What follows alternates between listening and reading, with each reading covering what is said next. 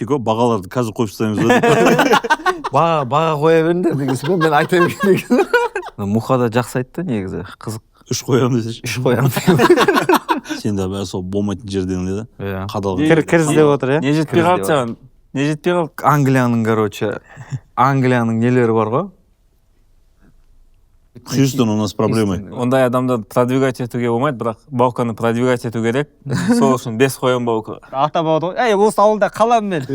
Өздерің кете беріңдер қалаларыңа. Керек жоқ маған Google дегендер.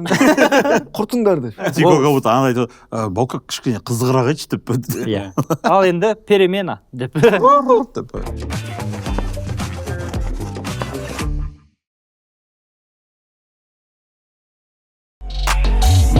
Не әңгіме, не?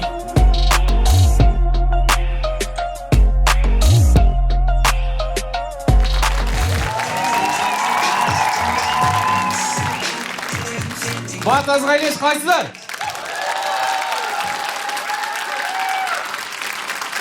Блин, ансаған краш, я? Страшно, я? Женский көйлек киіп алған, женский көйлек киіп алғаннан қараңдар. Қыздың суреті бар, женский көйлек киіп алған. Кімнің красавчигі бұл? Махаббат демекші. Махаббат қызық болды ғой. Осы қазақ қазір әлі бар ма сонда? День Святого Валентина деген тойлай ма әлі? Мен айтпақшы, День Святого Валентина мен келіншегіммен отношение бастаған күн. Осы День Святого Валентина күні біздің таныс болғанымызға 10 жыл, семья құрғанымызға 7 жыл болады екен. Пожалуйста. Значит, День Святого Руслана? Танысқаныма 10 жыл? Біз, оказывается, бір күні шақырдым. Бірінші свидание екеуміз отырып алып түнімен пиво ішіп. Сөйтіп 12-ден кейін құшақтасып отырсақ, 14 февраль салып кетті, оказывается. Жүрейік онда дедік. Сол күннен бастап 10 жыл өтті. 2 баламыз бар. Сен қаншада етінсің о кезде? Пиво ішеміз ба?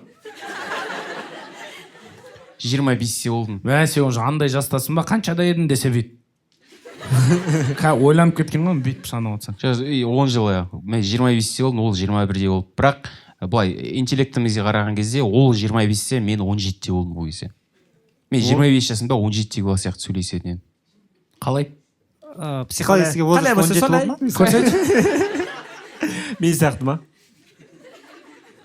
Мен бірақ кейде бір 17 жасар, кейде 60 жасар болған. Негізі андай болашақта андай болса, мысалға сен возрастың, например, сен жасың, например, 29-да, бірақ сен тест өтесінде психологический возрастыңды анықтап, соған удостоверение береді саған. Мынау осыған мен ше, келсем. Если полный денеңді өзгертіп бере ма? Жоқ, машинаны психологический возраст 18-ге толған кезде айдайсың дейді. Сен никогда айдамай өтесің ғой, дегенсің. Жоқ, зачем? Жоқ, андай болса прикольно. Мысалы үшін мен 29-дамын, маған тест тапсырады да. Сен негізі 21-де екенсің дейді да. И денең бәрі 21-ге келіп қалады. Свежий болады. Жоқ, ондай болмайды. Ондай болмайды? Ондай болмайды. Просто айтады, сен 29-дасың дейді, бірақ психологический возраст 17-те. Мына киноны қарамайсың дейді, шыға жібереді мысалы. Сен не айтып кеттің, не ба? Жаңағыдай мен... Маған жас айтады, и сол жасқа қарай денем өзгеріп кетеді деп. Кино кішкене... 17-те ма натуре? Ема қатты ойланып кеткенсің ғой, не айтып жатыр? Пассажиры деген кино есіме түсіп кетті ғой. 100 жыл ұйықтап барады. Пассажиры, жир деген сөз дейсің. Просто қазір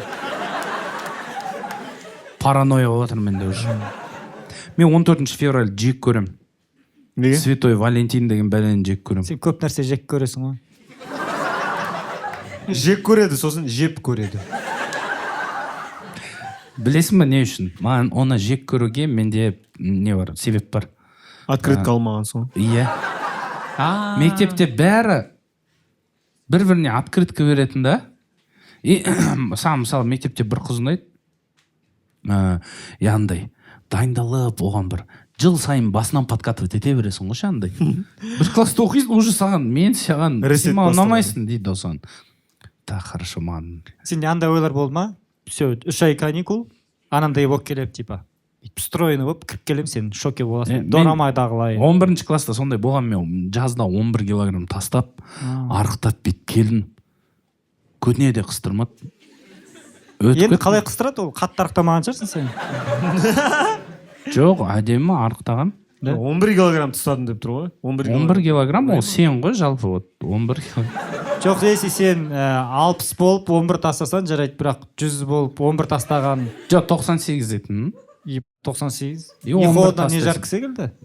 жоқ жақсы көрінеді Що 98-ден 11-ді 2 алсаң тассай ғой елестетші 2 пятилитровый тассайды содан бопты в общем андай бәріне андай открытка береді и жігіттер қуанады қыздар қуанады парочка болып андай уже бір біріне подкаттар кетеді менікі чисто как брата отношусь к тебе как к другу менің ағам секілдісің біз блядь, туысқан емеспіз сенімен деп барып айтқым келеді понимаешь мен жүрегім қатты ауыратын и жек көретін сол күнді бірақ менде ең көп не жиналатын валентинка всегда өйткені маған берген оңай да андай напрягсыз ему тоже давай закинь осындай өйткені андай жақсы көретін балаларға бүйтіп бере алмай Иә. жем бересің да вот такие братан деп бере салайық кішкентай балалар День Святого Валентина деген сөз маған андай жат болып көрінеді. Неге мынаны қалай мынау, неге бұл күнді тойлаймыз деп андай кішкентаймын, бірақ соны ойлаймын да,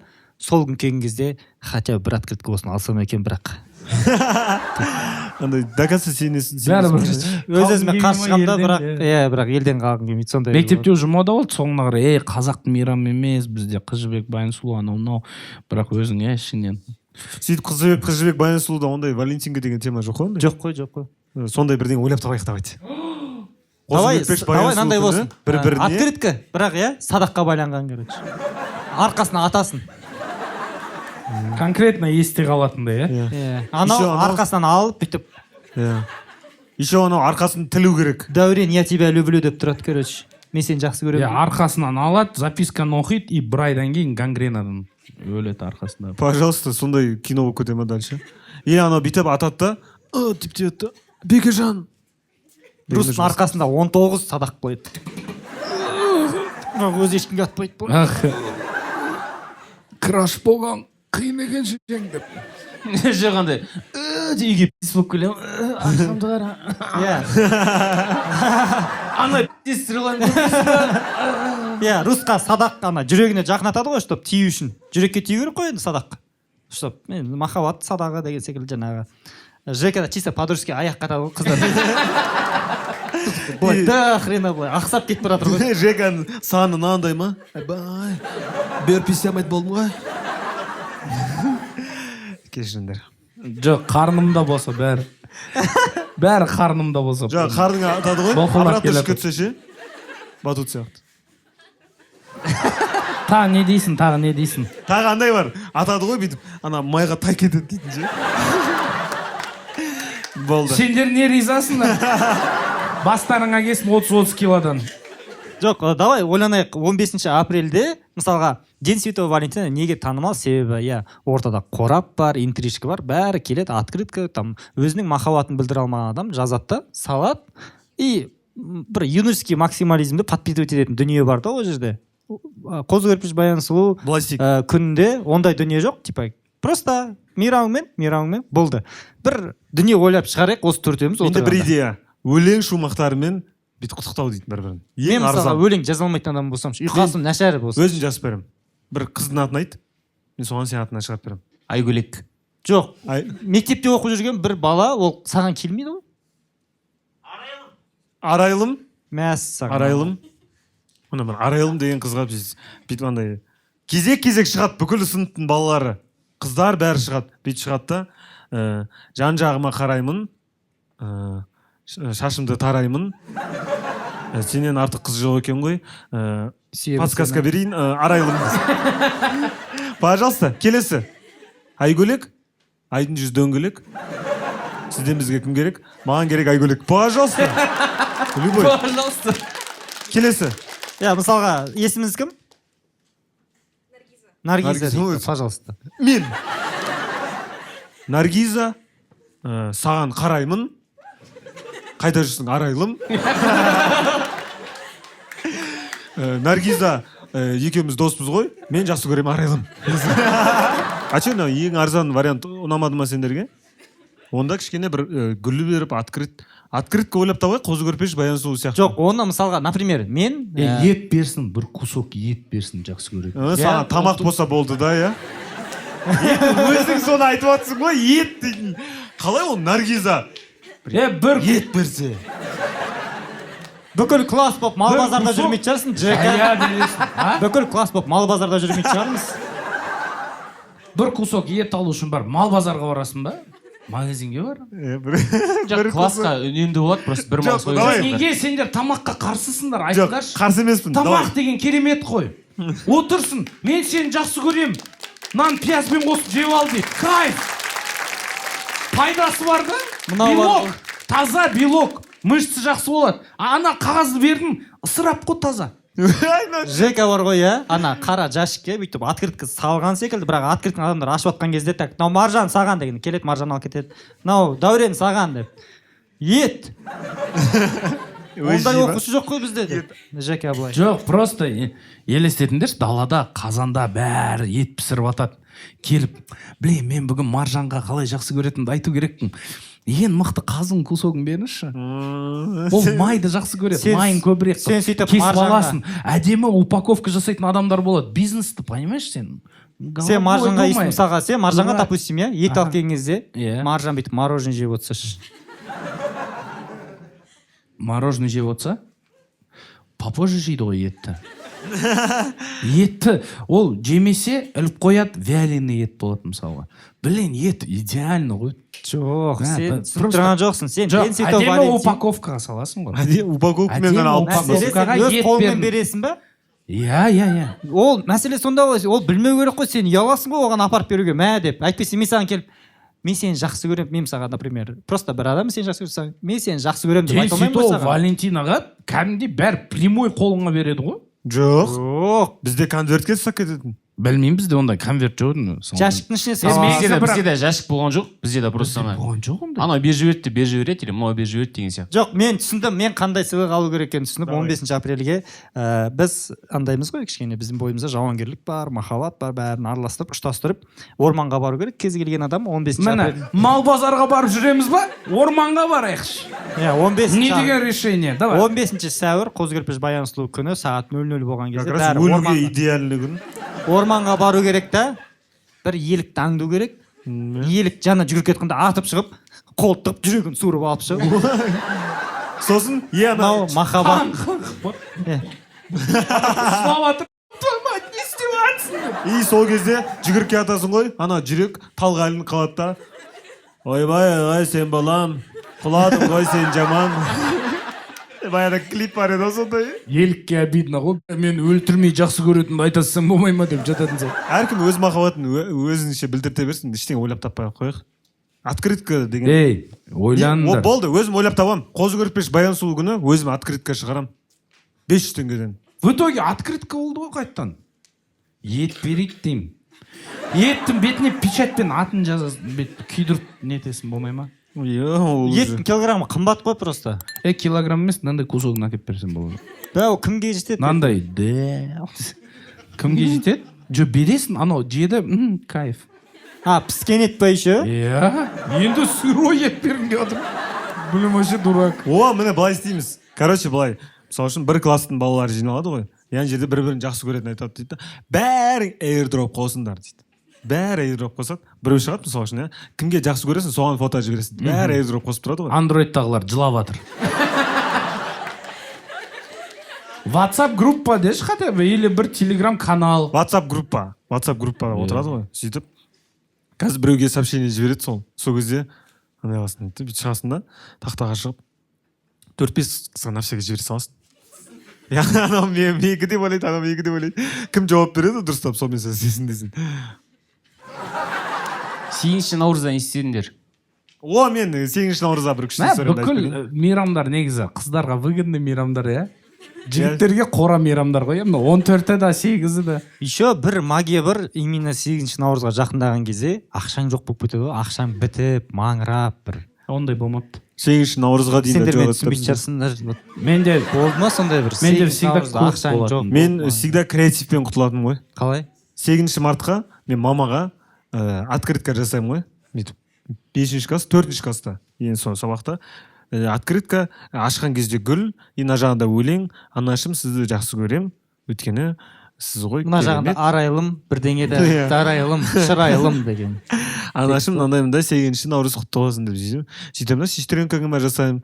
Бүйтіп қарындасым құтты болсын бүгінгі мерекең андай мында сөйтіп әжеме жасаймын да сөйтіп әжем атын ұмытып қаламын ғой. Өмір бойы әже деп жүрмін ғой енді.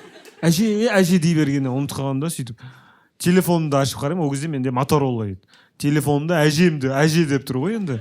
Сөйтіп қараймын да әже деп жаза беремін ғой деймін да телефондағыдай АЖ деп жазып беремін ғой. Сауатсыз құсап. Телефонда А деп тұрады ғой. АЖ. Мен сыздыка ты же АЖ пишется ЖРЗ. Сөйтіп жазып беремін. Кейін бір 7-ші класстарға қараймын. Сол кезде әжем айтқан, қазір білесің ба сен жазуды әже деген деп. Сөйтіп айттым, иә. Ж, У дедім. Әже. Еще менің әжем математикадан мұғалім еді. И мен математикадан нашар едім. 8-ші классқа дейін. 8-ден кейін уже вообще нашар болып кеттім. И сол кезде әжем математик болып, математика оқи алмау дейтін әжеме андай сын еді ғой. Бүйтіп, немерең математика білмей ма? Өзің математикадан бересің. Деп әжем бір рет намыстанып үйіне шақырып алып, бүгін үйде қонасың, таңға дейін математика істейміз, андай мындай деп сериал көріп, талқанмен шай ішкенбіз. Андай бар ғой, мамасына 8-ші мартқа қандай сыйлық сыйлаймын десе, мен бүкіл үйдің жұмыстарын жасаймын дейді. И бүкіл үйдің жұмыстарын жасап, и мамасы, вау, рахмет деп айтады ғой. Вот мен ондай подарок қабылданбайтын менен мысалы. Өткен мен и так күніге үйдің жұмыстарын жасайсың ғой, короче. Сондай теманы айтамын да. Анау үйтіп құтыламайсың, поэтому надо креатив включать, ойланасың, андай мындай. Менде мама еще жұмыста етін постоянно. Папа жұмыста емес етін, мама жұмыста азаннан кешке дейін всегда қиналады. И андай қатты мықты бір нәрсе істегің келеді ғой. И сол 8-ші мартқа қарай неге шығатын тойға КВН ойнайсың, короче.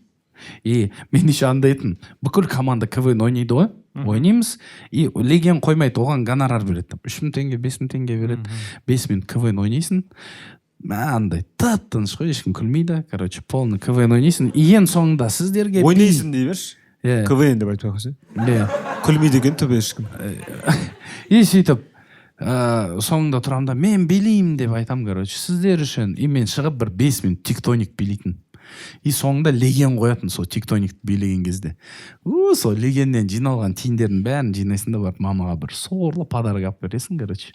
Сорлы подарок это? Ну, андай, білмеймін бір... Сен тектоник билей аласың ба қазір де? Иә. Давай өлең қосып бірге тектоник билеп көрейік. Давай.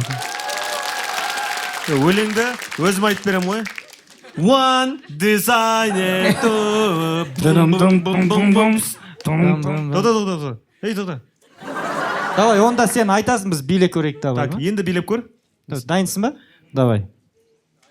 One designer to... Дом-дом-дом-дом-дом. Дом-дом-дом-дом-дом. Дом-дом-дом-дом-дом. Дом-дом-дом-дом-дом. Бол шаршақ қалды. Достойный соперник. Егер отырып қолмен биледің ба демесің? Егер де осыны сендер тектоник деп санасаңдар, онда мен де билей аламын оны. Әдемелеп билейтін. Просто андай толстовканы дұрыс кимей атқан адам сияқты билейтін де осы. Кән, давай ал. One.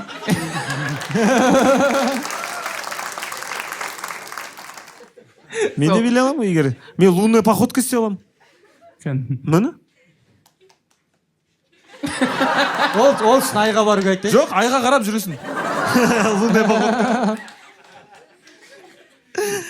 Ужас. Кезіндегі әзілдердің бәрі шығып кетті. Мен робот секілді билейді. Робот секілді? Давай. Робот секілді, бірақ билей алмайды, просто билейді.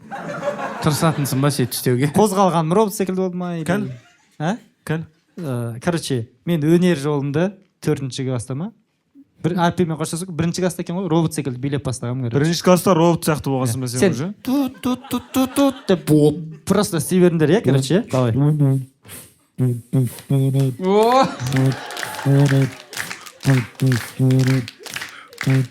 Осылай бастағам. Мен робот ойлап қалдым ғой жаңа.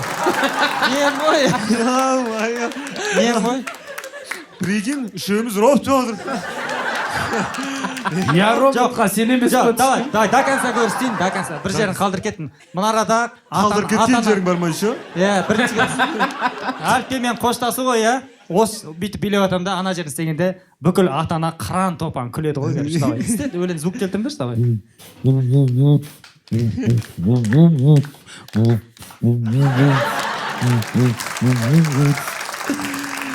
Бірінші класстамын ғой.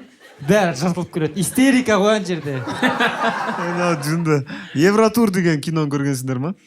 иә Содағы робот бар, өзі ауыстап тұр бүйтіп. Көр потом. Өзің түскен шығарсың соған. Сосын. болды, сонымен ақша тауып барып подарка беретін мама. Сөйтіп мама ұрсатын. Сен қайдан ақша тауып жүрсің, сен бір жақтан ұрлап алып келдің ба деп ойындайтын. Түні бойы тревогамен Маған қараш, мама, ұрлыққа түсетін адамға ұқсайын ба? Мен терезеге де Кірсем шығамаймын. шыға алмаймын. Мен ұрлап кірсем. Сам кіре алмаймын. Мен 8 наурызда мен айтпақшы, ең алғашқы КВН ойнағаным деп айта берейін, иә. КВН емес. Ең алғашқы спорт залда 8 мартқа сондай концерт болады. Сол кезде мен екі қызға айтамын. КВН ойнайық деп. Екі қызбен КВН ойнағанмын. Бірақ КВН емес. Просто үшеуміз микрофон ұстап тұрмыз. Музыкамен шықтық та, музыкамен кеттік. Шықтық. Мен жігітім андай кола сияқты ғой. Неге дейді да. Өйткені ол мотода. Андай ше. Мен жігітім андай секрет дәйектің шутымды айтайын да. Мен кола сияқты. Біреу андай мен Макси чай сияқты. Неге? Өйткені ол жасыл. Мен қызым сарыағаш сияқты. Неге? Газ шығарады дейтінсіз. Сондай. Бір нәрсе көрсетейін ба? Секрет көрсетейін ба? Секрет дейді. Көрсетші. Көрсете алмаймын, ол секрет ғой дейді. Қолынан. Біз мектеп онда фантазияға жақсы болыпты. Сол бізде. Джастин Бибердің Baby деген өлеңін айтқан мен, я. Мен мектепте оқып жүрген кезде, жаңа 8 мартқа КВН қойып, мұғалімдерге. Сол кезде бір шутка әлі есімде, телевизордан көріп алған шутка. Тұршы былай, ана жаққа қарап тұршы, типа сен тұрып тұрасың, ана жаққа қарап тұрасың. Көреміз жол болмайтын киллер дейді, короче. Еще жаңағы робот көздерімді ойнатып барам ғой. Сонымен көреміз, жолы болмайтын киллер дейді. Ата-аналар қыран топан күледі қазір еще. Ата-ана деп қой мұғалімдер. Мен істейін?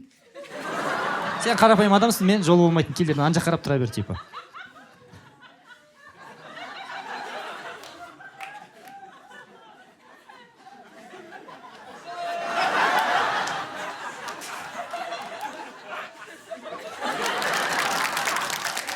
Рахмет.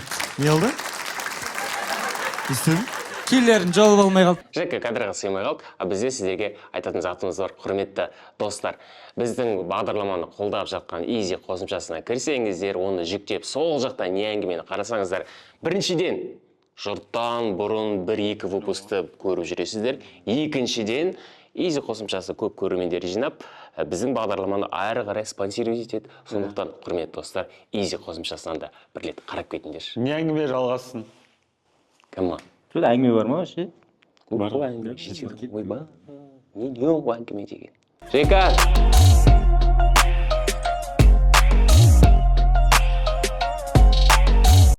Бағанасын, анау, мама мен қалай ұрлыққа салынамын, мен кірсем сыймаймын, кірсем шығамаймын деп жаңа әзілдетіп отырсың ғой. Бүкіл төбелес бір нәрсе болады. Всегда полицейскийлер мен ұстап алатын ғой. Сорлы болып, ең соңғы терлеп. Үйсіп қашып бара жататын ғой. Сөйтсен бір орында тұрсың ба? Сен неге сразу? Ондай да болған. Районы деген киноға түскенмен ше. Районы деген киноға төбелес болады. Районы деген кино үшін бір қолын ұстап қоян. Рахмет. әдейі жеке. Оны, Ахан Сатаев түсірген, оны бірақ рахмет. В общем, мен неге кастингқа барам, районыға. Вообще күтпеймін. Біз негізі кастингтің рекламасын жасау керек болғанбыз. Шакен Тиді ойнадың ғой сен, В общем, неге барам? Кастингке барам, короче. Ахан аға тұрады да, ты прикольно, оказывается. Давай этот, и маған бір бөлек роль жазып береді. типа андай как будто мен басқа мектептен келген бала сияқты. Мен сол мектепте оқымаймын, бөлек мектепте. Просто солай қосады. Я говорю, ма кеттік тема кино түсесің дейді. Кәдімгідей ше андай трейлер андай келесің. Үлкен палаткада начали дейді Ахан ағаның алдында. Дәу телевизор бүйтіп жалғыз өзі отырды. Виноград жеп. Было, молодцы деп ше андай. Кино, короче. И мен ойлаймын ғой қандай роль ойнайды екенбіз. Кино деген кайф шығар деп. Бірінші күні барамыз, түнгі 12-де съемка басталады ғой. Түнгі 12-ден таңғы 5-ке шейін түсіреміз. И бір төбелесті түсіреміз. Лавочканы ма? Жоқ, лавочка емес, төбелесті түсіреміз. Егер районы деген киноны көрсеңдер, төбелес жағын қарайсыңдар, короче. Төбелес болады, соңында полиция келген кезде бәрі қашады ғой. Экран 70%-ын на жерде өте майлы кісі алады. Мен ол кезде 130 килодаймын. Қашу керек, өте күлкілі.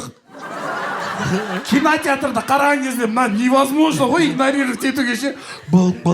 Ана кинотеатрдағы адамдар бізге жүріп келатқан жоқ па? Жоқ, мен ол кезде физикадан жоқпын ғой вообще. Вообще жүгіре алмаймын, табақтаймын ол кезде. Прям проблемный кездер еді ғой.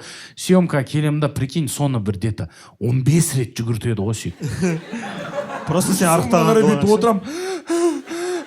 Кастингтар келіп, ойбай мынаған су беріңдерші, өлетін болды деп. Ақанаға келсе өзің жинап аласың бейт. Бәрі нормально деп, көзін қарауыт отыр жаймен. Мә, өтті сол. И шын өмірде де сондай ғой. Бір күні, короче, төбелес болады дейді, короче. Неге сразу алысқа тұра бермедің, алысқа? Мен қалай наперед білем ба, полицияның қаяқтан келетін? Алысқа. Алло, полиция, бізді ұстасаңдар, ар жақтан келесіңдер ғой, я? Дейм ба еле? Жоқ, типа қашуға дайындала беруге деген. Онда бармай қойсын да, қашуға дайындалатын болса. Бір 9 жолдың торабында тұрып төбелеспейт жерсіңдер? Машина келетін мына жақ или мына жақ болды ғой, мына жақ. Машина, жаяу, ана жақтан. Ой, полиция вообще аяғысым ат шығады ғой, балдардың арасынан. Сол кезде ойламаппын да оны. Келесің, сен төбелесті ойлап келесің ғой, ема задний ұстап қалмау керек бір нәрсе. И кесе күш мектеп жиналған, көп бала жиналады андай. Өте тупоймыз ғой мысалға. 40 адамбыз. Сразу полиция келеді ғой, 40 адам жиналып тұрып, какой-то бір дворда. Бәр кругқа отырып алған андай общение. Мен тұрмын, мен ондайға жоқ етін, мен түр жасайтын, бірақ өзім, пожалуйста, КВН-ге жіберіңдерші деп тұрмын ана жақ. Тұрмын, рамс болады бір нәрсе дейді. И бұрылып қалсам, 14-тан ладамен тәртіп сақшылар келе жатыр. Сендер тәртіп сақтамай өтсіңдер. Біз мүлде тәртіп бұзушыларсың. Я біреуде пышақ, біреуде кастет, төбелес болайын деп отыр кәдімгідей ше андай. Ойбай, масқара, құдай сақтап қалды сол кезде. Мен тұрмын, қайға келдім. Сен былай бәрі біреуінде кастет, біреуінде пышақ, сен былай жұдырығын ұстап алғансың былайынан. Мен тамақ жеп тұрмын деп айтасың ба? Жоқ, холодное оружие типа. Иә. Мақтап атқан тұрмын ғой. Иә. Қол не көрмеді? Дым көрмеді ғой. Бір бет көрмеген қол ғой. Бір бет көрмеген қол. Байқамай бір рет өз-өзімді ұрып жіберген. Датавози. В общем, бет тұрында бұрып қаласам, полиция келетір, и мен сумкамды алып жүгірем деймін ғой. И мына жақта акасы ағаш болған екен. Сен былай қағаш кетсін, ол жай жүріп қуып келе тұрма сен. Кәз, сөйтіп добивать етпе, тыңда кәз. Сен айтып қойдың почти что дегенсің ба? Мен бұрылам, жүгірейін деймін ғой, мен бір борец досым қасында болған. Дәу да ол здоровый, соның қасында аман қалып қалатын шығармын деп ше, қасында тұрмын. Сөйтсе ол сорлы қашады, мен оның артынан қашам, и көрмегем ғой. Сөйтіп бірдеңке келе жатыр, қашып бара жатсам ше. Сөйтсе ағаш тал ғой. Бір талдың ағашын бұлай тартып жүгірген ғой. И бұлай жүгіреді да, фук жібереді ғой. Жүгіріп келе жатсам, hello my darling, you have been a one деп. Бетіп келе жатырмын мен. Скорость жинағаным өзі 12 апта ғой мен. 3 рабочих дня, чтобы разогнаться дейді ғой. Жүгіріп келем, тура көкірегіме бұқ еткізеді. Мармелад секілді бұң. Иә. Бұлай ұштым ғой, ойлашы. Өйстіп ұшып құлайым. Тұрам, и қашам деймін. Анан бет тартайын десем күшім жетпейді. Тоймет қалай тартқан астым бет. Жүгіріп бара жатам да. И артыма қарап қалсам вот, құдай тұр ғой анау. Лада айдап келе жатыр қасында. И қасындағысы жүріп келе жатқан жерінен есікті ашады да, полицейский. Атып шығады да, естіп жүгіріп кетеді ғой. Бет қашайын деп жатқан жерден. Қала, ладамен келеді, жүріп кеткен машинада бүйтіп секіріп сөйтті жүгіре кете ма? Иә, құдай көріп тұр, ойлашы. Жоқ, бүйтіп тұр ғой. Жүріп келе жатқан. ладан есігі жоқ шығар может. Или ол сондай күшке үйе шығар ол. Сөйтіп шығып жүгіріп келе жатыр саған. Есікті бүйтіп ашып бүйтіп тұр да, не істеп келе жатқанын көрмеймін. Атып шығады да жүгіреді. Ананы атып шығып жүгіргенін көремін да, мен бүйтіп қашамын да. Ұрмаңызшы аға деп тоқтай салғансың ба? Енді мынандай супер силасы болса мен қашпай-ақ қойдым. Резко берілем, фук, мен машинаға. Отыр бар машинаға деп, машинаға келіп отырайын десем, ішінде біздің 4 бала отыр ғой. Настроение жоқ бәрін. Отыр дейді. Тоқтай тұр, Лада. Уже ішінде 4 бала отыр. Бірақ 7 адам алып кетті ғой, артына сыйғызып. Бірін үстіне, біреудің көті мына жерінде тұр ғой. Аға, кешіріңізші, жүре салыңызшы, пожалуйста. Бізде басы қайталанбайды, мен бұл балдарды танымаймын. Значит, сен сиденье болып отырсың ғой. Скорее всего. Құдайға шүкір, мен астында біреу сиденье болмағанына бауырым. Үшеу астында, 4-еуін үстіге шығарып, Үндістандағыдай бүйтіп кетіп бара жатыр ғой. Примерно солай арты отырып қалған ғой, ойлашы, мен кіргізеді, мен келе жатырмын. А мен учеттамын мектепте, ең жексұрын андай, поведениесі нашар. Мен еще папам түрмеде отыр, оны біледі мектепте. Болды, қазір сразу андай, не ғой? Бұл анам баласы ғой, давай болды бұны да отырғызу керек. Деп мұғалімдер сөйтетін. Мен бүйтіп отырмын да, мә, не істесе болады дедім. Мұғалімнен естіген вертек қой, А? Бұны да отырғызу керек деп. Мұғалімнен естіген жаман қой, Жоқ, мен мұғалімдерден қатты жаман сөздер еститін, сондай ше, мен ойлаймын. Сен бізді өйстіп қинаған үшін, сонда класста күліп отырам просто. Угораю, просто я угораю. Мынау айтқанын тыңдамай күліп отырады. Түрмеге отырғызу керек бұны. Жоқ, бетет, сен бізді өйстіп қинаған үшін оңбай кетесің, өмір бақи деп айтқан. Ойба, өмір бақиға. Теріс бата берген маған. Деп. Күміс апа ма? Күміс апа. И страшно, қалай жестокий, қазір түсініп тұрмын мен соны. Бұның әкесі отырған ғой, бұл да өзі сондай деп. Бүкіл класстың алдында ойлашы. А мен ар жақта еще бір қыз жақсы көрем. Ол и так маған ты мне как брат деген Валентинка жіберіп тұр. Самооценкам сиденье болып отыр ғой жерде. В общем, бүйтіп машинаға отырғызады да, не істеймін деп келе жатырмын, бір нәрсе қылу керек. Сөйтіп тұрамын да бір кезде.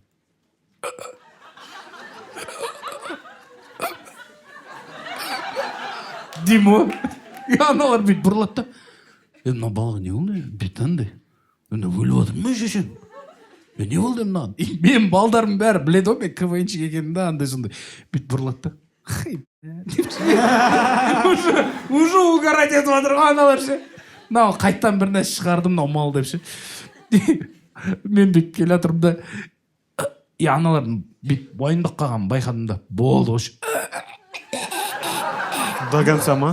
Бірақ аузынан көбік шықпай жатыр ма? Жоқ, көбік деген ойда жоқ қой жерде. Не болды? Не болды саған? Анау томпақ өлетін болды, артынан қарашы. Не болды десе? Астма деймін ғой, түсіндің ба?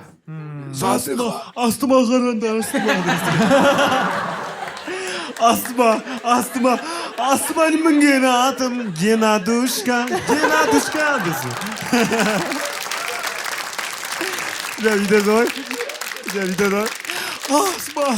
Астма деп атады ғой. Актер деп. И рульден битіп, Ақан Сатаев бұрылса. Районыға чотам десе.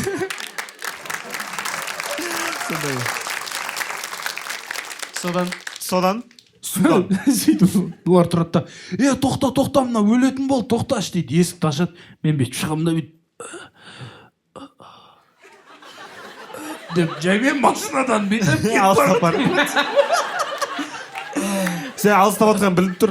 Анау бүйтіп маған қарап тұрды, анау мужикше бүйтіп. Мен еще бір шақтар жасаймын ғой. Байқамай қаламын демші. Бүйтіп қарап тұр. Біраз сөйтіп істеп жатырмын, ойлашы, где-то 1 минуттай бүйтіп кетіп баратыр. Өте тупой ситуация ғой. Балдар ішінде қырылып жатыр, күліп жатыр уже. Уже полицейский да түсініп қойды мен қыштып жатқанын, түсіндің ба? Уже балдар күліп жатыр кәдімгідей. Бүйтіп қарап тұр. Сразу айтаса болады ғой деймін да, ол да до конца мен жіберді кринждің ішіне батырып. Мен еще кетіп бара жатып бүйтіп бұрыламын да.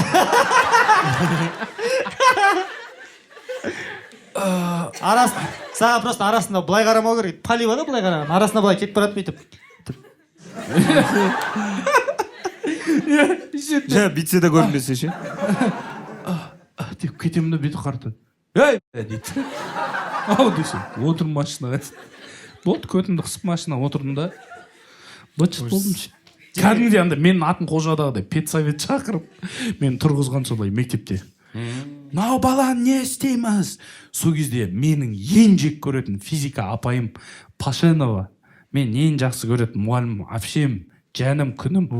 Бүкіл мұғалімдер жамандайды да. А мен ол Пашенова, чтоб ты понимал, мен наушнигімді алады да. Мен наушнигімді бәрін іздеп тартқан кезде құлап кеткен ол апай ше, түсіндің ба? Сондай апайдан сондай күшің бар ма сен? Мені натуре қарғаса жарасушы еді сол әпшеме ше. Сол тұрады да. Не жамандай бересіңдер бұл баланы. Осы баладан бір нәрсе шығады. Омаров маған ұнайды, ол молодец дейді. Сойықта. Сол и өзім Ләззат апайым, өзім класс жетекшім. Мектеп алып шықты ма? Иә, сол Пашенова сөйтіп айтқан ма мен. Жылап жерген соң ғой ойлашы. Жүрегіме өтіп кетті анау махаббат ше, күтпеген жерден. Бақан салған кім? Жека. Стенаға сурет салып кеткенбіз. Негізі малмы ғой менде. Сосын маманы шақырып, сені ағашқа өрмелеп, бүйтіп қарап тұрып, бүйтіп құлақ кетіп, енді қайталанбайды деп айттым да. Өлген адам сөйлемейді. Ұнататын қыздың атын стенаға жазып кеткенбіз ғой мектепте. Баллончикпен. Баллончикпен ба еще? Мен ойлаймын да, не үшін жаздым? Соны көріп, вау, жеңіс. Не деген керемет. Я выхожу за тебя деп айтады деп ойладым ғой сол кезде. Маған осындай как раз вандализммен айналысатын ұнайды. Сондай идиот болған ғой. Вандализм, вандал жігіттер жақсы көремін. Маған ең қатты ұнайтын актерім Жан-Клод Ван Дализм. Былай, мен сені жақсы көремін деп, немен аты қалай еді жаңа? Баллончик. Баллончикмен жазып, соңында жүрек піскен етпен. Жо, сен ойлаш, біз оны саламыз, еще ана қызды шақырып ұрсады ғой. Ана қызды? Неге бұлар сен неге сондай әдемісің деп? Неге олар сен атын жазады, сен жазғызып жүрсің бе? Ол маған бұрылады. Тварь деп ше. За что? Слышно как брат деп. Баллончикпен мектепке жазған кім? Жека. Бақаны мұғалімнің сумкасына салған кім? Сонда қызға сосын Бақаны жек қойған кім? Жека. Доказывай. Бақаны неменеге жек қойған? Сорлы едім ғана бірінші сабақтарда всегда ұйықтап қалады ма? Бірінші сменде ше. Бақан жек қойған. Сумканы ұрлаған кім? Сумка жек қойған кім? Мұғалім жек қойған кім?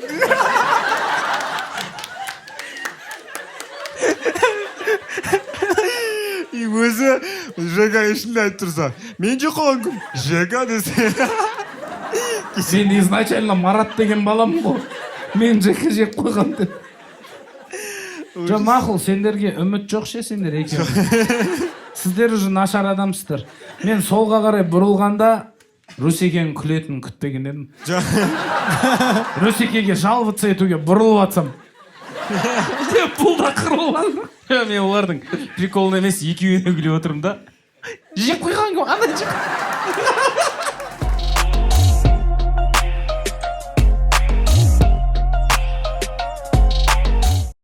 Жо, ана нәрсе күшті екен, иә? Бағана мұғалімің индивидуальность берген. Саған сенем дейтін кезде. Может, солай каждый мұғалімге бір-бір баладан беріп қоямыз?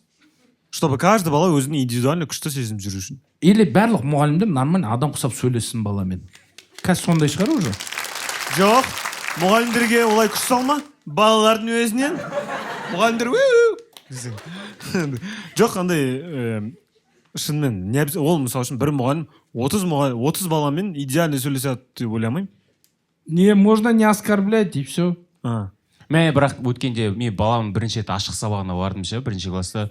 Еба, мұғалімдердің шаруалары қиын екен ғой кәдімгідей. Иә, қазіргі заманда ше, өте қиын екен қарап. Мен білмеймін, кстати. Қазір мен қарап, бүйтіп артта ата-аналармен отырмын, до того тяжко. Мен қасымда отырған ата-аналар уже телефон шығып кетіп жатыр да, өздері ше, мен қарап отырмын, ана мұғалім. Кім, бүйтпе, отыр, анау, сен сөйтіп, мынау тұрып кетіп жатады, отыр, сен бейт, анау, ана жерде мен, еба, қалай ұрмай отыр деп анау. Салды жіберетін болға анау, еба. Қиын екен. Кім мұғалім мұнда? шапақтап жіберіңіздерші. Мә, рахмет, өте қиын екен шаруаларыңыз. Бұрынғы біздің апайлардың шаруалар оңайырақ болған екен. Оларға даже, бұрынғы апайларға даже баланың тәртіпсіздігі қажет жоқ. Үйде проблема болса, келіп ұра салады, андай. Күйеуімен ұрысып қалса келеді. Пол іздеп тұрады еді ғой бір мұғалім. Просто бүйтіп бұрылып қалсаң ол. Шақ күзетті. Мен 2 класс орыс мектебінде оқығам ба? 2 класса ты учился там? Не сказал бы? 2 класс. Но вполне возможно. Кстати, не ойлаймын. 1-2 класс оқығам орыс мектебінде. Андай, мен папам түрмеге түседі, мама жұмыста жүреді, маған қарайтын адам болмай қалады да. Біздің армян достарымыз бар етін, солардың үйінде тұратын мен. Солардың үйінде толып кеткен мен негізі. Тамақ жемейтін да, олар маған, прикинь, 5 капля домашний вино құятын. Сумен араластыратын, мен соны ішетін, содан аппетит ашылатын. Ух ты. Сон кішкентай кезінде сөйтетін. Ең соңында сен тамақ жесен, біз саған мороженое мен кофе береміз деп алдайтын, андай гляссе деген. Қатты арық болғам ғой мен кішкентай кезімде. Же десе аузым бейтіп тамақ жемейді. 2 классқа дейін. Мама страшно Сол жарты класс. Ау? Қашанға дейін арық болдың? 6 жасыма дейін. Все. 6 жасымнан бастап кеттім ғой, короче. 6 жаста Жека мектепке барады. Сөйтіп андай сондай жегізіп қат толдыратын, бәрі орысша сөйлейтін ол үйде. Таза мен қазақша вообще білмей қалғам ғой. 2 жылдың ішінде. Сөйтіп мектепке берейін деп атады, орысша мектепке барады. Име андай бала болғам ғой. Туалетке барым келсе, тұрамда кетіп қала саламын, короче. Мұғалім маған ұрса беретін, вообще тыңдамайтын да. Ең соңында мама тұрады да, ондай болса, біз сен қазақша мектепке берейікші, сен походу босанысып кеттің дейді. Мен әжем келеді, айтады, мынау вообще орыс болатын болды ғой, қазақша мектепке беріңдер деп ше. Марқұм әжем, Аллаға мында шүкір, мен қазақша мектепке береді. Бірінші күн мен қазақша мектептемін. Мен ар жақта тұрамда туалетке кете беремін, маған ешкім айтпайтын ғой, ештеңке. Ты куда? Ладно, дейді олар. Түсін ба? Қазақша мектепке келем. Отырым. Қуғымнан пока хабар жоқ. Еш ойымда дым жоқ, отырым. Мама айтады, олар сен орыс екенін біледі, басында тиіспейді саған, сен дополнительныйға барып үйренесің дейді. Мен бопты деймін. Отырым. Бір кезде тұрады да. Тыныштықов, тұр. Ереже, зат есім дейді. Аны тұрды да. Зат есім, қандай еді, зат есім бір нәрсе. Қолын бейтіп атыр да, апай. Сақинасын бұлай қарай түсіріп атыр. Мен ойымда дым жоқ, қарап тұрмын сақинасын, бұлай түсіреді, бет шешеді. Қарап тұр анаған. Апай, ұмыт кет, апай дейді. Қолын бейтеді.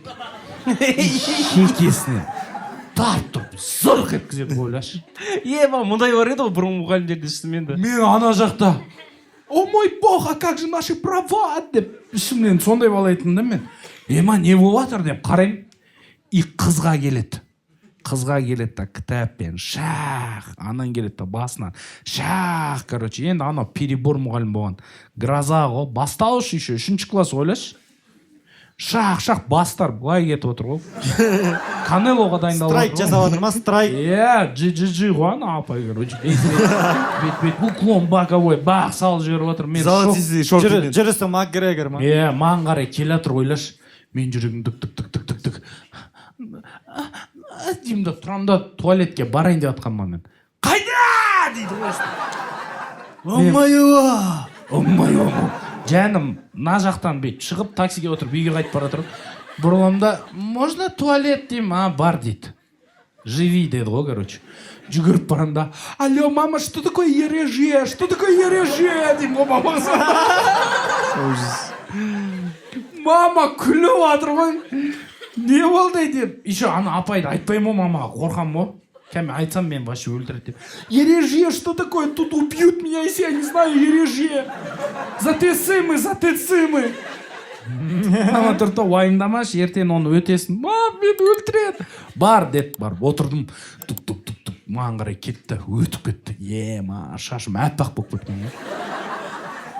Көтімді датаво қыстым 3 класста. Бұлай отырасың ғой сабақта. зат есім десе зат есім деп ема барыс табыс жатыс шығыс көмектес помоги.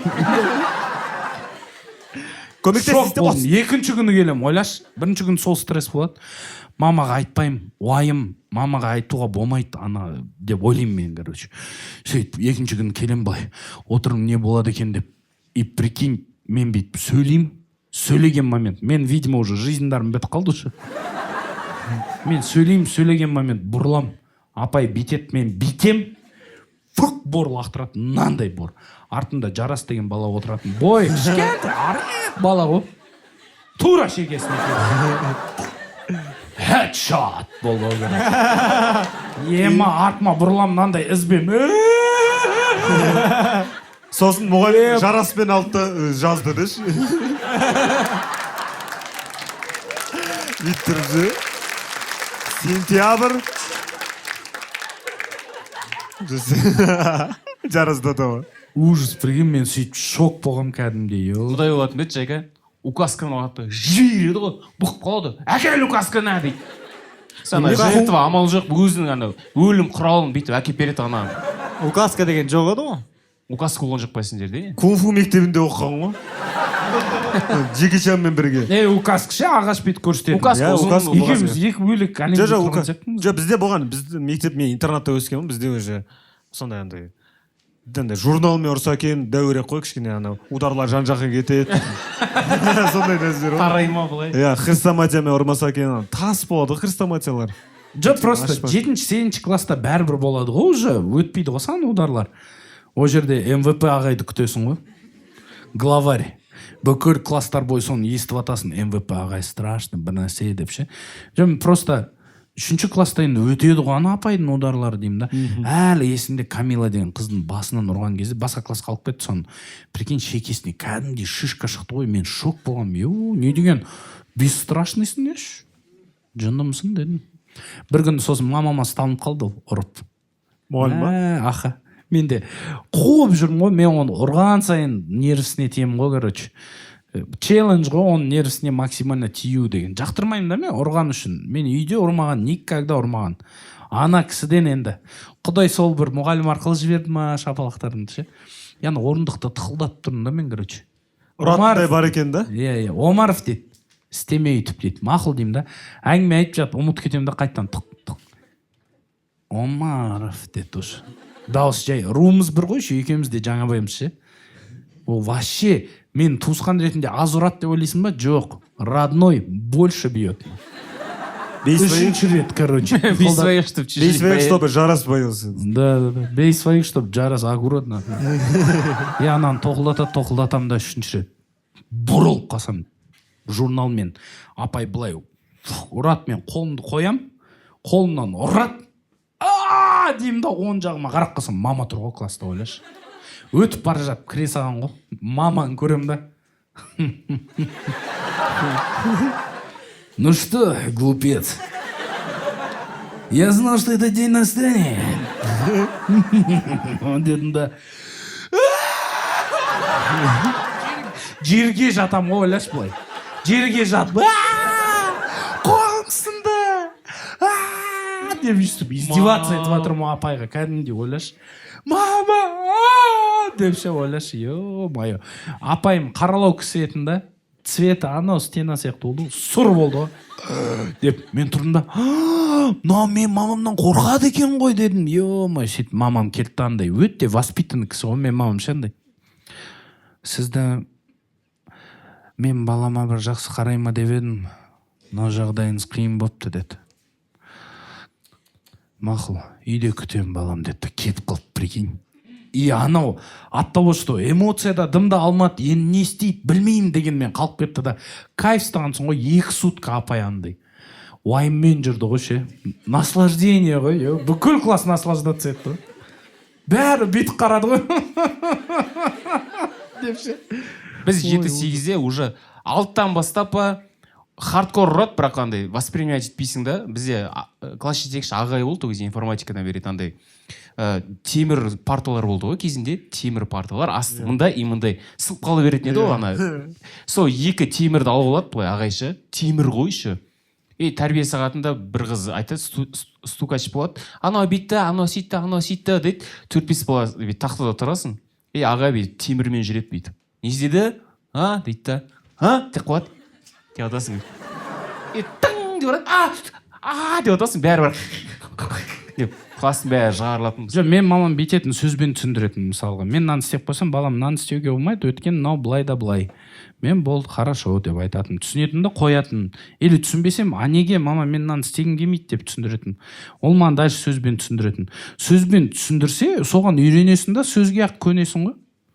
Мен мысалы сондай бала болғанмын. Мен солай дұрыс деп ойлаймын. Өйткені ұруға үйренсе, значит, ол ұруға шейін жеткізу керек. И ұрғанда бірақ қояды. Сонда қорыққанды ғана сыйлайды деген нәрсе шығуы мүмкін одан.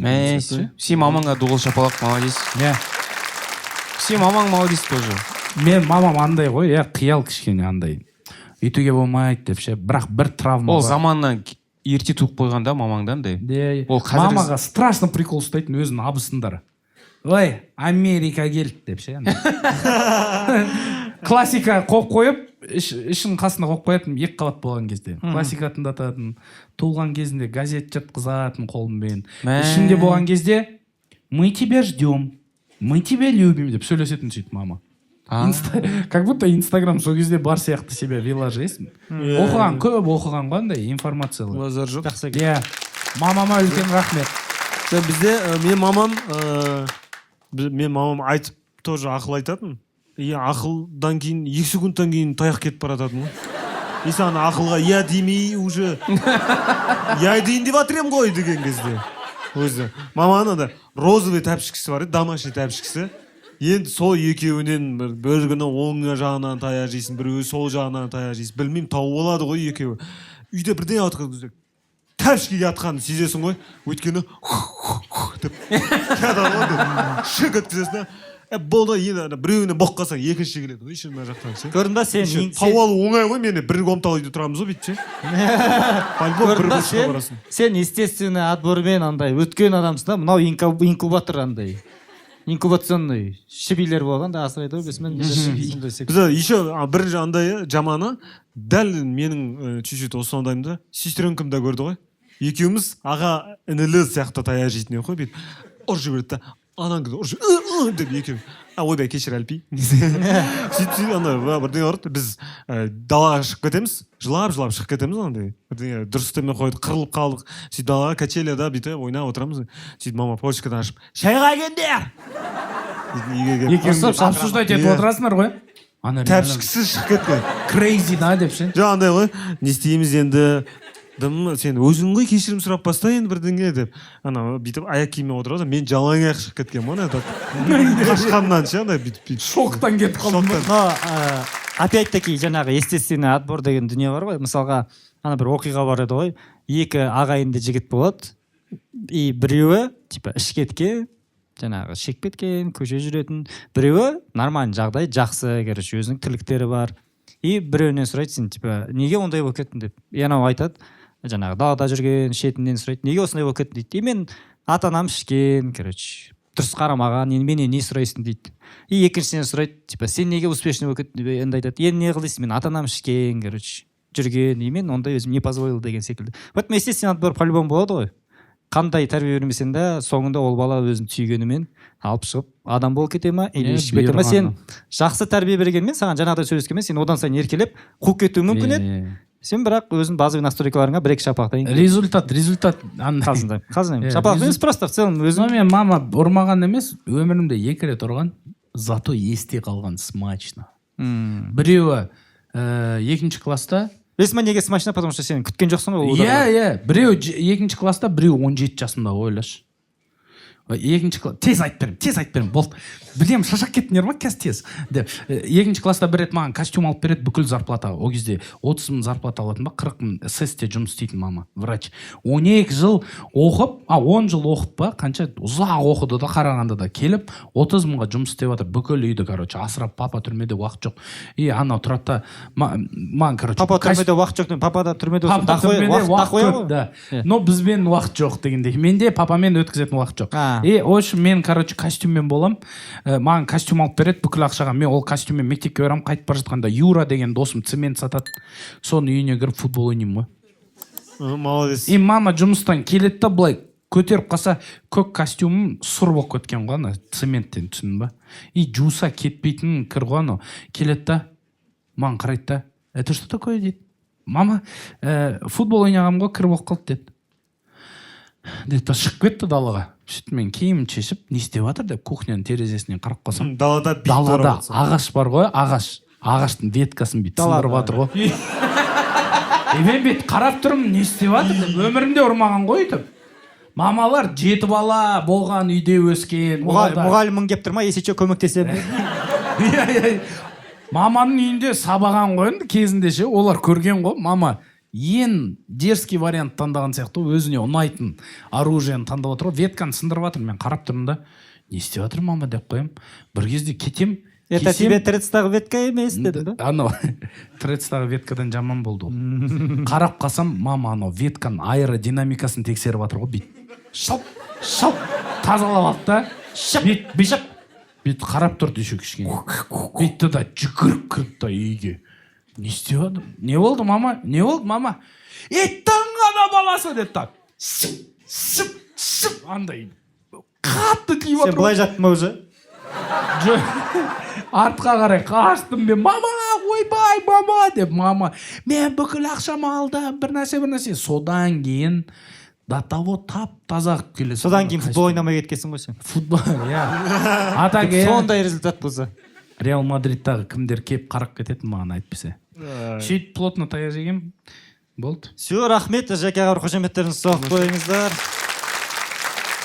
Құрметті достар, сіздермен бірге болған не әңгіме жобасы. Келгендеріңізге көп рахмет. Бақытты болыңыздар, қош сау болыңыздар.